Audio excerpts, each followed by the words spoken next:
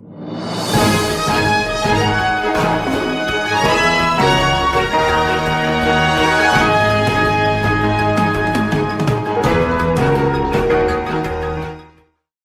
राष्ट्र आमसभा को संबोधित करने के लिए जापान के प्रधानमंत्री योशिहिदे सुगा ने कहा, जापान अगले साल टोक्यो ओलंपिक और पैरा ओलंपिक करवाने के लिए प्रतिबद्ध है। खेलों के सुरक्षित आयोजन में सभी का स्वागत करने के लिए कोई कसर नहीं छोड़ेंगे। ओलंपिक का आयोजन इस वर्ष जुलाई-अगस्त में होना था, लेकिन वैश्विक कोरोना महामारी के कारण अंतर्राष्ट्रीय ओलंपिक समिति ने इसे 2021 तक स्थगित करने के लिया था फैसला। लेबनान के मनोनीत प्रधानमंत्री मुस्तफा अदीब ने शनिवार को पद से दिया इस्तीफा।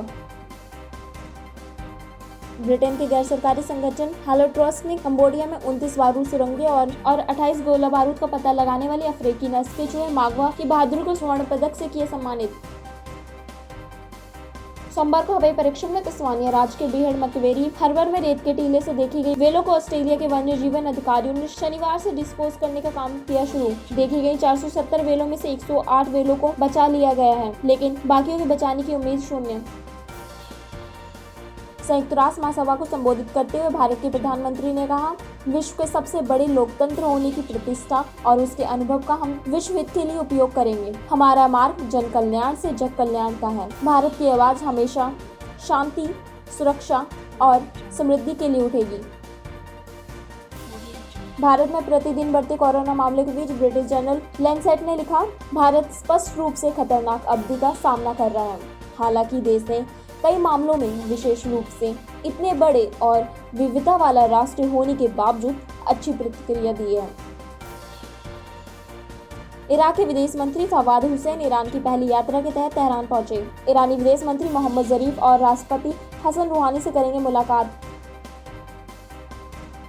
फ्रांस की ली पेरिसियन रिपोर्ट के अनुसार शुक्रवार को शर्ली एब्दो के पूर्व कार्यालय के समीप चाकू हमले की घटना में मुख्य आरोपी की पहचान पाकिस्तान के मूल निवासी अली एड से हुई। संदिग्ध ने अकेला घटना को अंजाम दिया या वो किसी आतंकी संगठन से जुड़ा था, इसकी जांच जारी है। अमेरिका के टेक्सास में पानी में नाइग्लेरिया फाउलेरी यानी दिमाग खाने वाला अमीबा पाए जाने के बाद 8 शहरों में अलर्ट जारी। अफगानिस्तान सुलह के लिए अमेरिका के विदेश प्रतिनिधि जलमाय खलीलजाद ने कहा, जब तक दोनों देशों में राजनीतिक समझौता नहीं हो जाता, तब तक तालिबान व्यापक संघर्ष विमान के लिए सहमत नहीं होगा। विश्व स्वास्थ्य संगठन ने चीन को कोरोना वायरस वैक्सीन के तीसरे चरण में आम नागरिकों के लिए कोरोना के खिलाफ टीकाकरण की दी अनुमति।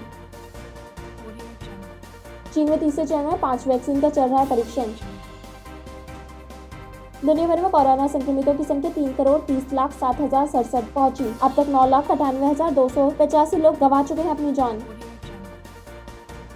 शुक्रवार को चुनावी रैली संबोधित करते हुए राष्ट्रपति ट्रंप ने कहा, अगर हम आगामी 4 वर्ष के लिए फिर सत्ता में आते हैं तो अमेरिका को दुनिया में विनिर्माण की महाशक्ति बनाएंगे, साथ ही चीन पर अपनी निर्भरता को हमेशा के लिए समाप्त कर देंगे। शनिवार को ब्रिटेन के ट्रफल्गर स्क्वायर में हजारों की संख्या में इकट्ठा हुए लोगों ने बिना सोशल डिस्टेंसिंग और मास्क की कोविड-19 लॉकडाउन के खिलाफ किया विरोध प्रदर्शन। प्रदर्शन के दौरान हिंसा भड़कने पर पुलिस ने 16 लोगों को किया गिरफ्तार।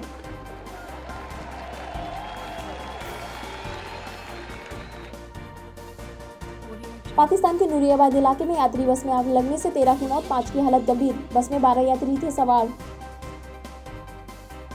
उत्तर कोरिया ने शनिवार को दक्षिण कोरिया को चेतावनी देते हुए बयान में कहा, दक्षिण कोरिया से वेस्ट बैंक की सैन्य सीमाओं पर अतिक्रमण रोकने का आग्रह है। इससे दोनों देशों के बीच तनाव और बढ़ सकता है।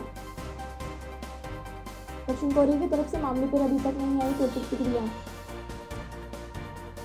उत्तर कोरियाई सैनिकों द्वारा दक्षिण कोरियाई अधिकारी को गोली मारकर जलाने के बाद दोनों देशों में बढ़ी तनाव स्थिति।